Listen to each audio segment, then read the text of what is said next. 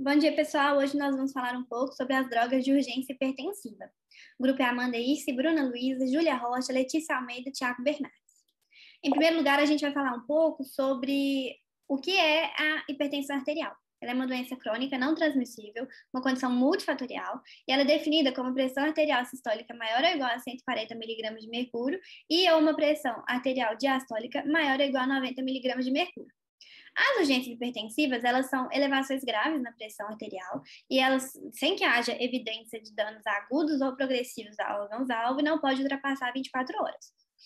Essas urgências, elas podem ser causadas por descontinuação no tratamento da hipertensão, hipertensão arterial maligna, hipertensão perioperatória e hipertensão de rebote.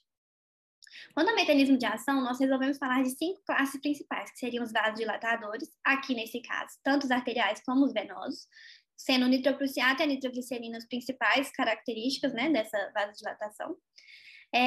Inibidores da enzima conversora de angiotensina, como captopril e enalaprilato.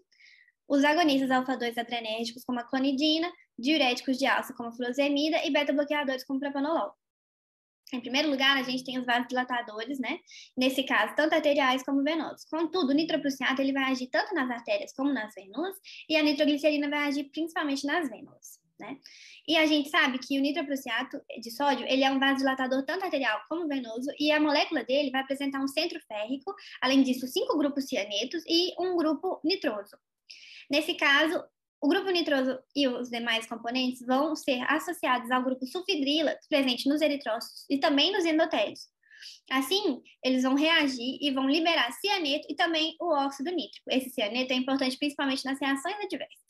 O óxido nítrico, ele vai agir, então, aumentando a ativação da guanilil ciclase, que vai promover maior transformação de GTP em GMP cíclico, que vai desfosforilar a cadeia leve de miosina e vai gerar um relaxamento muscular. Esse relaxamento muscular vai promover uma vasodilatação e também vai promover a redução da resistência vascular periférica, gerando uma hipotensão no paciente.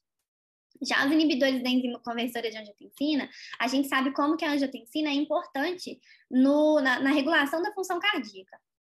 Nesse caso, os inibidores da ECA, eles vão agir, o captopril de forma oral ou sublingual e o anaprilato de forma parenteral, eles vão agir a partir do bloqueio da ação da enzima conversora de angiotensina. Dessa forma, eu vou ter uma menor formação de angiotensina 2 e eu vou diminuir a ativação dos receptores AT1 e vou promover maior ativação dos receptores AT2.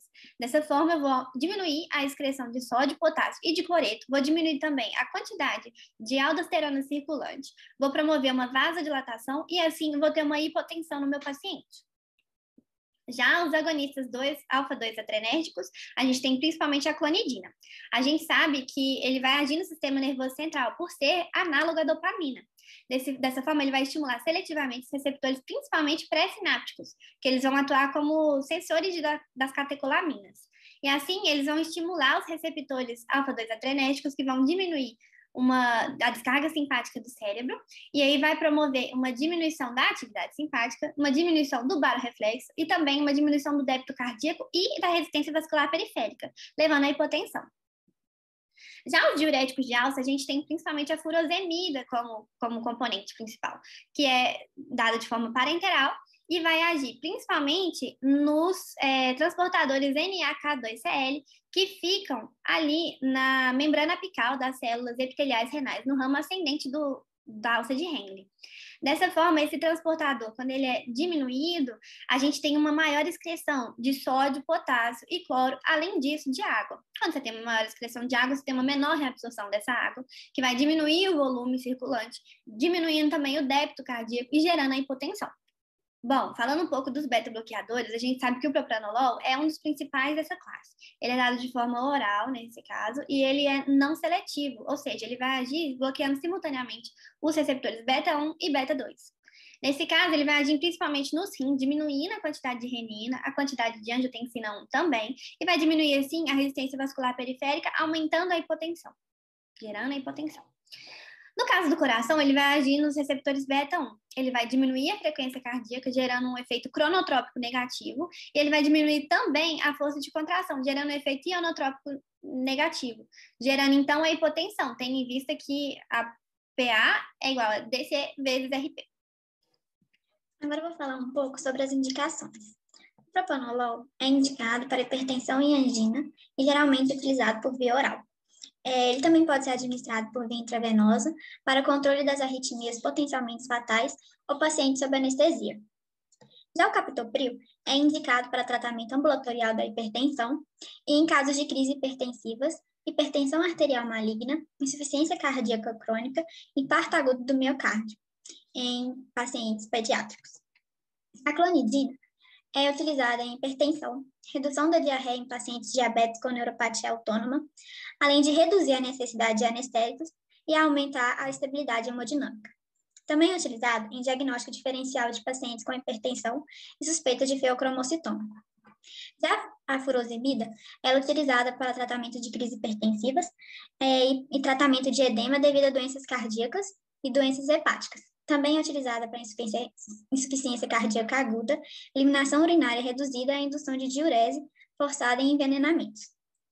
O nitroprusiato é utilizado para obter redução a curto prazo da pré-carga e ou pós-carga cardíaca. Também é utilizado para redução da pressão arterial durante a dissecação aguda da aorta, tendendo a melhorar o débito cardíaco. Também pode ser administrado de forma a induzir hipotensão controlada durante a anestesia, reduzindo o sangramento durante os processos cirúrgicos. Agora, as contraindicações. O propanolol é contraindicado em caso de hipersensibilidade aos seus componentes, além de choque cardiogênico e síndrome do nó sinoatrial. É contraindicado também para hipotensão e bradicardíaca sinusal, distúrbios graves da circulação arterial periférica, feocromocitoma não tratado e histórico de asma brônquica ou broncoespasmo. O captopril é contraindicado para hipersensibilidade aos componentes ou ao outro inibidor da ECA. A clonidina é contraindicada a diferentes formas de perturbações cardíacas, a portadores de doença no nó sinusal, a pacientes que têm frequência cardíaca menor ou igual a 50 bpm, a pessoas que estão amamentando ou com depressão, e quando se tem uma administração epidural, quando tem presença de infecção no local da injeção, e em pacientes sob terapia anticoagulante e com diastese hemorrágica. A furosemida é contraindicada para insuficiência renal com anúria, precoma associado com encefalopatia hepática, hipotassemia e hiponatremia severa e hipovolemia. O nitroprusiato de sódio ele é contraindicado à hipersensibilidade ao fármaco e à hipertensão compensatória. Agora, falando dos efeitos adversos, o propanolol ele pode causar vertigem, olhos secos, trombocitopenia, hipotensão postural, alucinações, psicoses, alterações de humor, confusão, náuseas, vômitos, broncoespasmo em pacientes asmáticos. O captopril ele pode causar erupções cutâneas, taquicardíaca, dores no peito, disgeusia em 2 a 4% dos pacientes, angioedema envolvendo as extremidades, face, lábios, membranas mucosas, língua, glote ou laringe. A clonidina, ela pode causar hipotensão postural, bradicardíaca, confusão mental, vertigem, sonolência, fadiga, febre, diminuição da potência e libido, escurecimento da visão quando há mudança do decúbito para a posição ortostática. A furosemida, ela pode causar hipotensão arterial, agravamento da função renal, aumento do ácido úrico, hiponatremia, hipocalemia, hipomagnesemia e hipocalcemia. O nitroprusiato, ele pode causar taquiarritmias, cefaleia, tonturas, rubor facial e hipotensão. Caso ele for usado por tempo prolongado, ele também pode causar um acúmulo de cianeto no organismo. Agora, no manejo posológico, o propanolol, ele normalmente administrado intravenoso em uma dosagem de 1 a 3 miligramas, com doses subsequentes após 20 minutos. O início da ação dele é de 5 a 10 minutos e ele dura em torno de 3 a 5 horas. O captopril, ele é utilizado via sublingual ou oral e a dose inicial é de 6,5 a 25 miligramas. O início de ação é de 15 a 30 minutos e a duração por via oral dura de 6 a 8 horas e por via sublingual de 2 a 6 horas.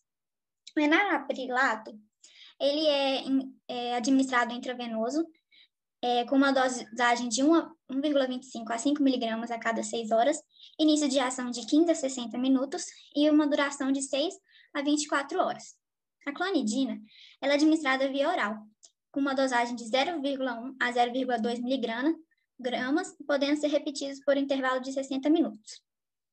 A furosemida é administrada intravenoso, com uma dosagem de 0,5 a 1 miligrama por quilo, podendo ser repetida conforme resposta do paciente.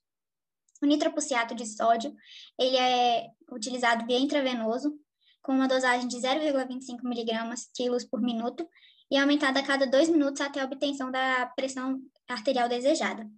Para a infusão do intravenoso do nitroprusiato, pode-se diluir uma ampola de nitroprusiato de sódio, 50 miligramas, em 250 ml de solução. Colocar em um frasco e, através de uma bomba de infusão, devemos administrar a uma velocidade de 3 mililitros por hora, aferindo a pressão arterial a cada 2 minutos. A nitroglicerina ela é administrada intravenoso, de 5 a 10 miligramas por minuto, podendo ser titulada a cada 3 a 5 minutos até atingir a resposta desejada. A dose máxima é variável e é em torno de 100 a 200 miligramas por minuto. Essas são nossas referências. Obrigada pela atenção de todos.